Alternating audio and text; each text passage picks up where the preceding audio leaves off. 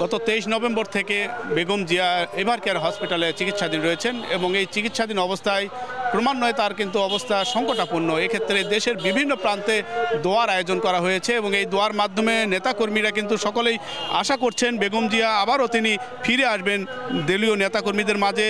এবং এই যে দোয়া, এই দোয়ার মাধ্যমে বিগত দিনেও তিনি অসুস্থ হয়েছেন, ফিরে এসেছেন।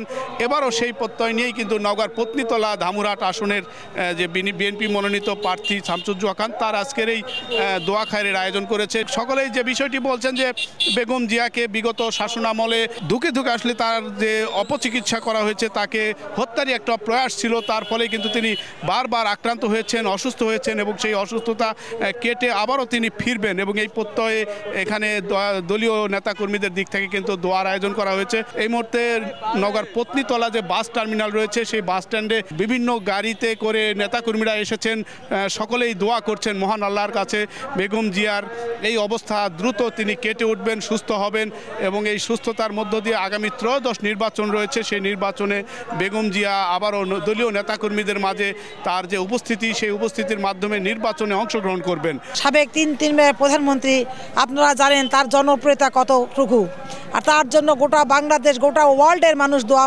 করতেছে। গতকাল শুক্রবার আমাদের দুই থানার প্রত্যেকটি মসজিদে বেগম খালেদা জিয়ার জন্য দোয়া হয়েছে। ভরাকান্ত মনে আমরা আজকের এই শোডাউনটি শামসুজ্জোহা খানের ডাকে আমরা বিশাল শোডাউন আজকে করতে যাচ্ছি। গোটা বিশ্বের মানুষ তাকে ভালোবেসেছে। উনি কোনো নেত্রী, কোনো দলের নেত্রী নয়, উনি দল মত নির্বিশেষে সকলের নেত্রী। এটা এবার প্রমাণিত হয়েছে। সকল দল, সকল শ্রেণীর মানুষ, পেশার মানুষ সবাই ওনার জন্য দোয়া করেছেন।